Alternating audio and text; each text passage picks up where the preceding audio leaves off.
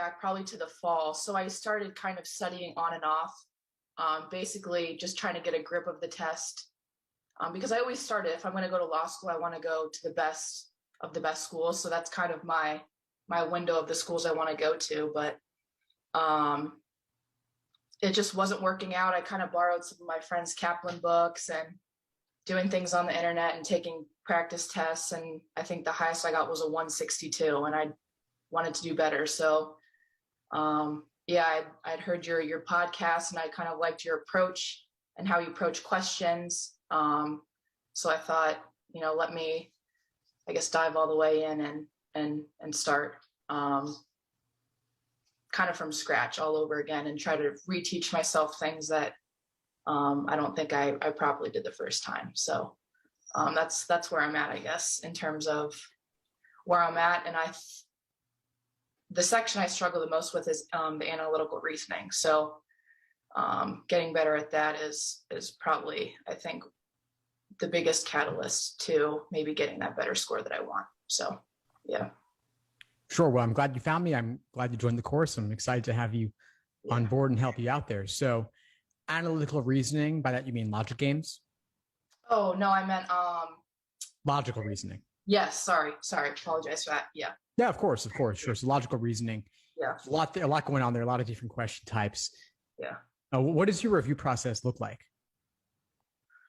So I guess that's what I'm kind of struggling with is, I do the question and I see, I get it wrong. And then I go to the answer. I'm like, and I see the right answer, and look at mine. I'm like, okay, I get where they get that. But I think the connection for me is seeing my thought process of why I chose the answer that I did, and getting to that right answer instead of just saying, oh, I see why that's the right answer. Kind of taking a step back and analyzing my own work and seeing why I chose that and where I went wrong. Right. So what was your thought process in the moment back when you first attempted it? Exactly. Yep. Yeah. Well, one simple fix for that could be reviewing as soon as possible after you complete it, so the thought process is still fresh in your mind. Gotcha. Okay, cool. Right after. Awesome. Okay. So that could be same day. That could be the next day. I just wouldn't let a week go by. Yeah. Because then you might lose it. Right. But then also in that review process, you want to use the Socratic review method to figure out exactly where your misunderstanding comes from. Okay. In logical reasoning, we have the stimulus, the question stem, and the answer choices. Yep. So in pretty much every workshop in the course on logical reasoning, we're walking through the Socratic review method live in class, typically on a couple of problems, going super in depth, figuring out what leads you astray. Is there something complex or confusing in the stimulus? Like they bury the conclusion in the middle. They use the word unless. They require you to make connections. Maybe it's on a difficult topic. Maybe it's using advanced vocabulary. Or they can refer to, in the question stem, they can refer to things in unfamiliar ways. So they won't always use the word weaken for a weaken question. They might say calls into question, for example. Yeah. So figuring out what exactly are they actually looking for? What are they actually asking you for? Yeah. I'm not quite, because I started the 3 month, because I'm taking the LSAT in June, the June LSAT. And so I started the 3 month, because it's like 2.5, I think 10 weeks until then. So I'm still at logic games, but I'll be getting there shortly. So I'll have to make note of those and make sure that I do those. Yeah. So you want to, if you already know logical reasoning is a problem area, you're going to want to devote a lot of time to that.